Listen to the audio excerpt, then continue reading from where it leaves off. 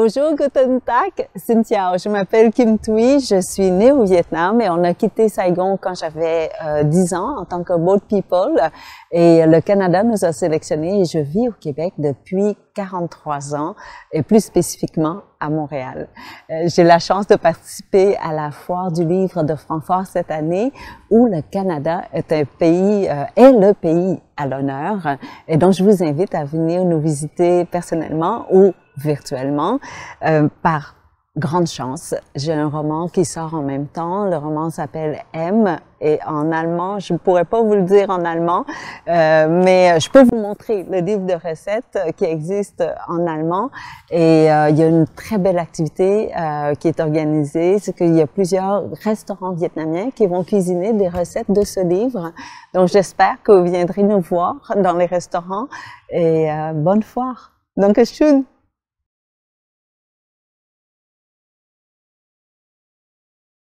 Alors, au lieu de vous montrer comment préparer les plats, les recettes dans ce livre sont vraiment très simples à exécuter. Mais la chance que nous avons, c'est que c'est déjà l'automne, mais les fruits, certains fruits et légumes, légumes et herbes sont encore disponibles dans le jardin de ma mère. Donc, je vous montre aujourd'hui la chayotte qui est photographiée à la page 20, mais la recette existe aussi à la page 70. Et donc, le fruit, il pousse de cette façon, comme en guirlande dans le jardin, et c'est assez facile à faire pousser. Donc, je vous conseille d'essayer à la maison.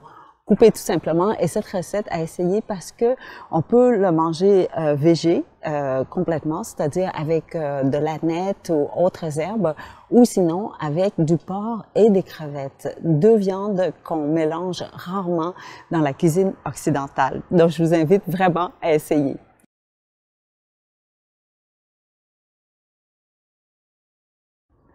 Écrire un livre de recettes est complètement différent que d'écrire un roman, parce qu'un roman, je m'assois tout seul et j'écris le roman. Et oui, évidemment, il y a une équipe d'édition, c'est-à-dire réviseur, correctrice, lectrice, une grosse équipe aussi. Mais dans le cas d'un livre de recettes, vous avez aussi photographe, styliste culinaire et photographe pour pouvoir vous montrer vraiment les herbes vietnamiennes, étant donné que la cuisine vietnamienne est plutôt aromatisée que épicée.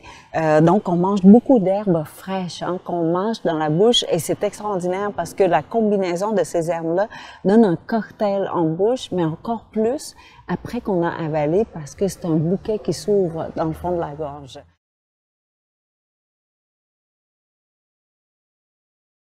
Dans les prochains jours, j'espère que vous allez vraiment participer à la tournée des restaurants vietnamiens qui vont cuisiner avec des recettes du livre. Une chose est certaine que vous allez retrouver dans chacun de ces restaurants-là, c'est la sauce de poisson. Je crois qu'il est impossible de cuisiner vietnamien sans la sauce de poisson, ou sinon, à l'inverse, vous avez juste besoin d'ajouter un peu de sauce de poisson. Et là, vous avez la cuisine vietnamienne dans votre plat. Et aussi peut-être la citronnelle. Vous voyez, celle-là, un peu de citronnelle et vous y êtes.